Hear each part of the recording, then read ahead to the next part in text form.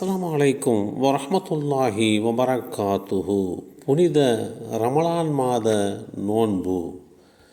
அல்லாஹுடைய தூதர் ஸல்லல்லாஹு அலைஹி வஸல்லம் அவர்கள் கூறினார்கள், ரமலான் மாதம் வந்துவிட்டால் சொர்க்கத்தின் வாசல்கள் திறக்கப்படுகின்றன. இந்த செய்தி அபூ ஹுரைரா ரலியல்லாஹு அன்ஹு அவர்கள் மூலமாக அறிவிக்கப்பட்டு ஸஹீஹுல் புகாரியிலே 1898 என்ற எண்ணிலே பதிவு செய்யப்பட்டிருக்கிறது. நம்மை படைத்த ரட்சகனாகிய அல்லாஹ் இவ்வுலகில் அவன் எதை விரும்புகிறானோ அவைகளை படைத்திருக்கிறான். அவனுடைய படைப்புகளில் அவன் எதை வேண்டுமானாலும் தேர்வு செய்து ஒன்றை விட ஒன்றை அவன் மேன்மைப்படுத்தி வைக்கிறான்.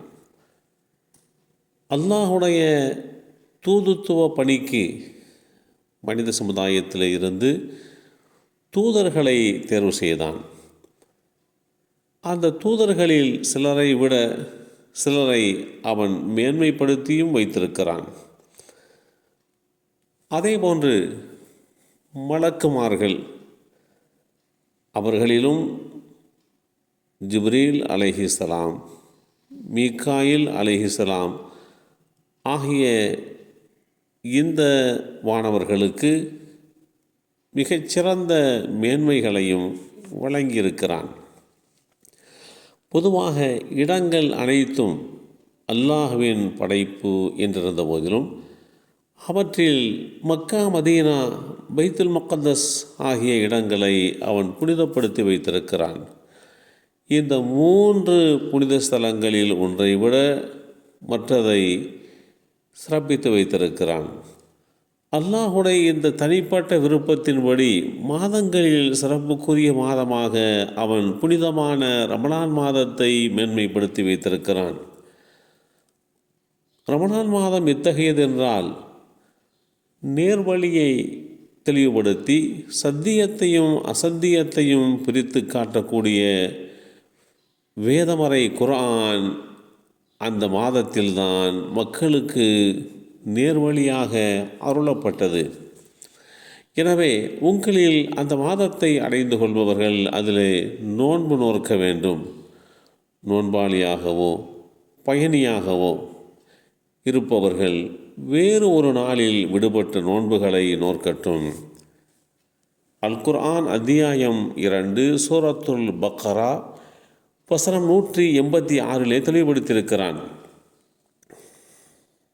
நாம் நரகத்திலே இருந்து விலகி தப்பித்து லேசான முறையிலே சொர்க்க பாக்கியத்தை அடைவதற்காக வேண்டி வாய்ப்புகளை அல்லாஹ் புனிதமான ரமலான் மாதத்தில் அமைத்து கொடுத்திருக்கிறான்.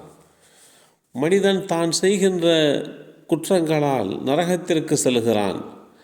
அல்லாஹுடைய தூதர் ஸல்லல்லாஹு அலைஹி வஸல்லம் அவர்கள் மூலம் நமக்கு அல்லாஹ் கற்றுக் கொடுத்த வணக்க வழிபாடுகள் இந்த மாதத்தில் நம்மால் நிறைவேற்றப்படுகின்ற போது அவற்றின் மூலம் நம் பாவங்கள் மன்னிக்கப்படுகிறது.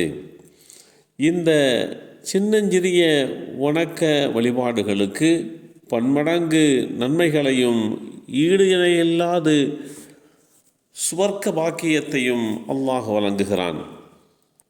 ஆதமுடைய மக்களை வழிகெடுத்து பாவங்களை செய்ய வைத்து அவர்களை நரகவாசிகளாக கொண்டு செல்ல இருக்கக்கூடிய ஷைத்தான்களுடைய ஒரே குறிக்கோள், அந்த குறிக்கோளை தவிடுபடியாக்கும் முகமாக ரமலான் மாதத்தில் அடியார்களுடைய பாவங்களை அல்லாஹ் மன்னித்து விடுவதன் மூலமாக அடியார்கள் அல்லாஹுவால் மன்னிக்கப்பட்டு தூய்மை பெற்று இந்த சுவர்க்க பாக்கியத்தை அடைந்து கொள்வதற்கு உண்டான ஒரு வாய்ப்பு கிடைக்கிறது.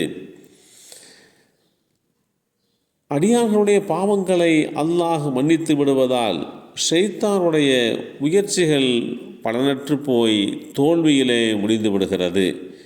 இதுவே ஷைத்தான்கள் விலங்கிடப்படுகிறார்கள் என்பதற்குண்டான கருத்தாக நபிமொழி தொகுப்புகளுக்கு உண்டான வியாக்கியானமாக அமையப்பெற்றிருக்கிறது.